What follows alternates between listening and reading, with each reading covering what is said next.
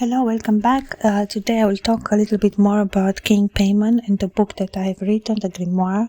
King Paimon, Lord of the Endless Silence, the Lord of the Abyss.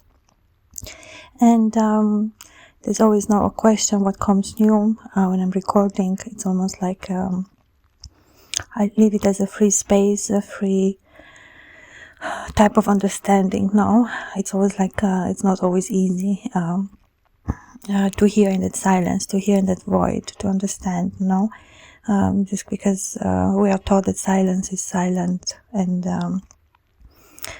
it is the other way around, that the silence does speak a lot for those one who are able to listen. So there's always an exercise about the silence, and in the beginning you always feel like, okay, there's nothing, it's just silence. So there's the first reaction of the mind is that, but there's always like sometimes the mind and the heart are not always so connected. The heart or the soul feels something, but the mind is trying to rationalize it, to dismiss it. So in the feeling there is always more truth as well. After the feeling comes, one can rationalize it. One can use the mental abilities to understand something in a deeper way. It's the same thing when you read a book, there's a feeling that awakens inside, and it's sometimes difficult to rationalize it, to explain why this verse or why this sentence or why this story, is touching or something. So it opens some new way of thinking. So the element of new always is interesting as well. And the book of King Paimon, the Grimoire, I have written it last year, and it is a large book. It speaks about King Paimon and the story of King Paimon and who King Paimon is. And it is recordings I'm always trying to understand a little bit more and share with others as well the process of writing the grimoire, the understanding, the different things or elements that I'm thinking about regarding to King Paimon. The book has been a quite interesting aspect of the moment of writing it, because I had different visions or new elements that was coming to me, new information about King Paimon, which I did include in the book as well. It is part of my fantasy, it is part of my personal understanding. It is a new book, it is a new thematic, so it was quite nice that I had like free open hand to write, as I felt correctly to write it. So there's always, when you write a book, there's the part of the unknown, that you're working with. So you quite don't necessarily know how the book is going to be, but there's a certain trust that one has to go through. There's a lot of using the mental abilities or capabilities. At the same time, the story is connected to the soul, to the feeling, is connected to the emotion part of the book, and it has been, that feeling that almost like a fountain that flows with water, and then it overflows. There's like different emotions that one works with, and then you try to write it in words, try to write it in a story. So the mental abilities or the work itself on the book has been quite exhausting, so it is physical or mental work. So it is like, okay, you translate a feeling, or translate the images, or translate the visions, or how you translate the language of King Paimon, so it may be understood, so it may make sense. So it's like the feeling arises first, and then the mental abilities allow one to put in such form, in such way, the text, the verse, the poetry, or the prosa, depending on the book, that it gets a shape, that it gets a form, that it can be related to others as well, not only to yourself. So it is an act of thinking of the story, of the important elements in the story, at the same time to make honor to the subject itself. So it is if we think about a mirror, no, that has different reflection points, and you try to speak about all the different points, so the image is clear, no, so you don't only have a corner, so you try to make it as an image, as a continuum, as a story that from beginning to end has a loop almost, no? Sometimes I like to connect the end of the story of a book with the beginning as well. So it is like a nice circle. It closes in a beautiful way. King Paimon is a quite interesting character in the book, no, as the fantasy part of the grimoire. He's like a supernatural being, a magician. He has different knowledge. It's like a master of knowledge, master of the arts as well, and he's very much connected to music, to the spoken word, to books, to stories from the past as well, with the future. And in the recordings I always touch on different subjects. I did quite a few recordings. Some are more about King Paimon, some is more about the book, some is about the mirror magic, or the more like magical parts of King Paimon, and or the past, or the different symbols that one finds in the book. We spoke about the mirror, the sands, the camel, all the elements that surround Paimon as well. I was trying to get a deeper understanding of the symbols, or the animals, or the symbolistic, or all the things that make King Paimon who he is. At the same time, his figure is always a little clouded. There's always a part that is unknown. There's always elevation, there's always a progress, there's always more. So there's still a lot to be discovered about King Paimon, but I think the book is a great has a great story, and has a great understanding as well of King Paimon and his story. It's almost like he wanted to tell his own story. And as I've said, it's a new subject. There are no other books on this thematic. There is the book of King Solomon, the Legacy of Solomon, or the Ars Goetia, it's called, and there King Paimon does appear, but like a fictional book with a story. It is this grimoire. I didn't see other books on the thematic.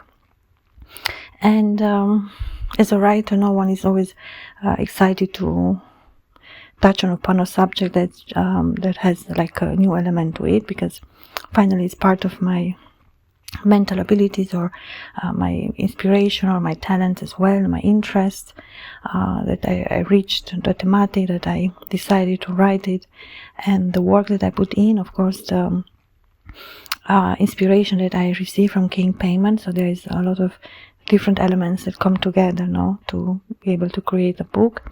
And I felt always like I did receive help from King Paimon.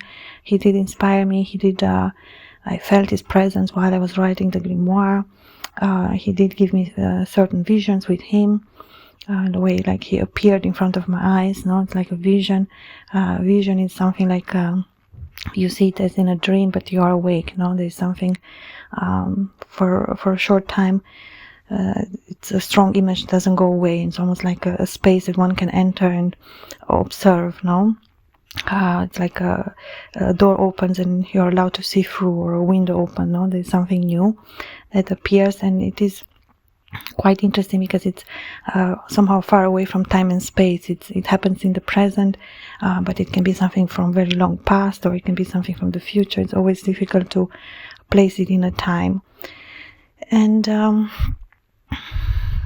it's almost like a scene of a movie, or I did actually imagine the book of King Paimon as it could be made into a movie, because it is a very beautiful story. It's a long story. He is a very interesting character as well, all the things that he carries.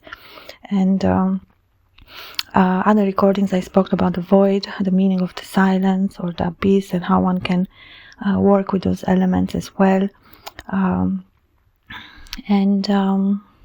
I spoke about time, or time travel, about the past, the present, and the future, and I imagined different ways how like a new understanding on these thematics as well. So there's always the element of new for me as well.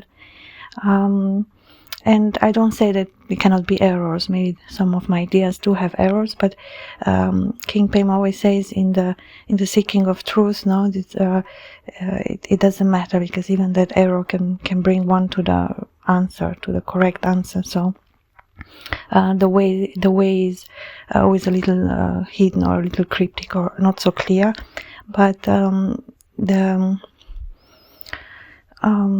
the act of trying to understand is the most important part, no? And being able to leave space, or think thoughts that you never thought, or do things that you never did. There's always some type of reward that comes with that as well, some type of bravery that takes that one can think, things outside the box, how they say, outside the limit of understanding, or outside the typical norm. So another thing what I want to say about King Paimon is that he is very intellectual, he's very wise, he's, as I said, master of knowledge, and for him it's not necessarily the goal of the knowledge, it's the way one develops himself or herself through the seeking of that knowledge, the growth that comes with that. It's the same feeling when you read about the subject. You get this information here, then maybe later here, and then there and there and there. It's almost like pieces of information, like a puzzle, and even if it doesn't make sense at that moment, it will make sense later. It's pretty much as life is as well, no? A lot of things happen, we don't have the time, or not always we understand why and how, but then comes a point where those lost or found pieces of the puzzle do fall in the right place, and the image is clear. The prayer has been answered. The question has been given a solution. No. At the same time, King Paimon is a master of mathematics as well, of music. Mathematics and music, they say they hold the key of the universe. No, so he is a seeker of knowledge of the universe, not only of our world. So to say, the King Paimon has transcended our world, and he seeks knowledge beyond this planet, our planet. And I think the most beautiful part is, of course, to read the book King Paimon, and to have your own understanding, your own emotion or visions or whatever can rise from that as well, no? Through reading the book, through meditating, or even these recordings can be of help on touching on the subject.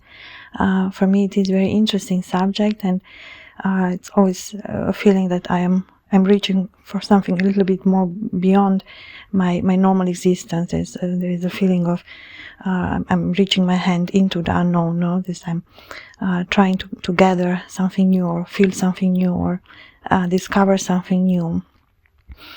At the same time, some things are not necessarily have to be understood before that the act is happening. No, the same when you start to draw, make a drawing. You pick up the first color and then the next, but it's more like intuitive feeling, and you too don't know exactly how it's going to be in the end. You don't see the result, no? And that's the purpose of it, because if you see it, maybe the act of drawing will stop, because it's already there. Why should you make it? So the element of new is very important. That's what King Paimon teaches.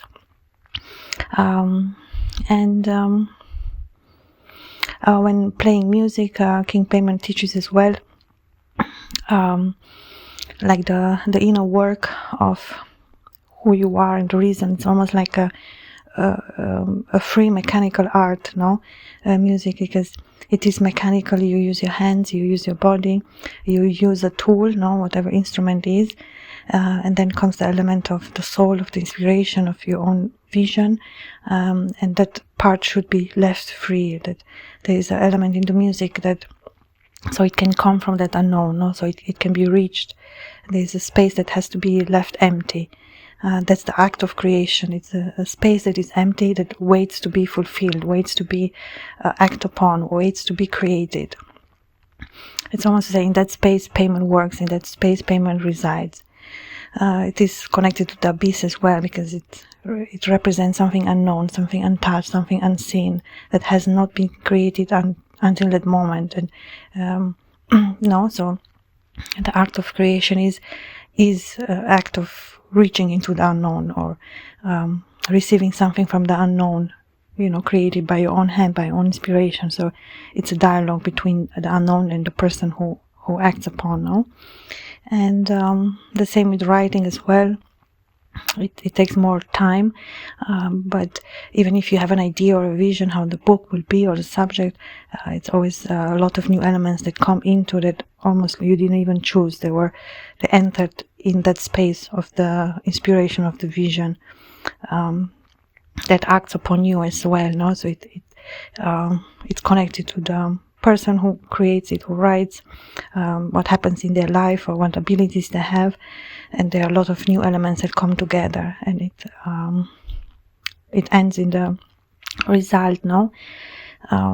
So that's quite interesting aspect of the unknown, of the new, and the trust and the bravery that one has to, you know, the act of creator, of artist, is not a easy, simple act, no? There's a certain preparation that comes between that. There's a certain element of time, of the right time, of the feeling that goes beyond the act itself to create it, the talent, the work, the hours. And there are a lot of elements that come together to create that perfect book or perfect image, no? That the writer or the artist has the feeling, yes, it is finished, now it has been created, now it is done in one way or another.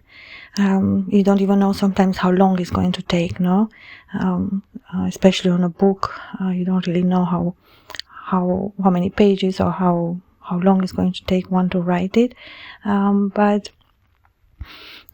for me it went quite fast. So even if it's a large book, I managed to write it in 3 months. But like that intuition, that inspiration, that element of it's like a pressure I feel on me, that it helps me create faster, no? I am in general like a person who works fast, or likes to have the result faster, but yeah, it is a process, no? From before even thinking about the book, me gathering information, then thinking about the book, then deciding to write it, and all the elements that comes into that process of writing it, the element of arranging everything, correcting, and so on and so forth, the cover, there's a whole that comes into it. There's an entire like a multitude of aspects, no? And it is a very beautiful act. It's a beautiful work, of course, especially once you have the result. It does give joy. It does give something, no? Say, well, it is done, and others can enjoy it, and it's ready, no? It's a good feeling.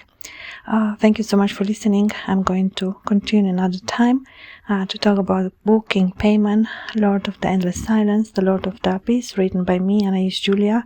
I'm the author of the book. You can find it on Amazon internationally. If you please to, buy it and enjoy it for yourself, or have like a new thematic that you can read upon. There's something like new.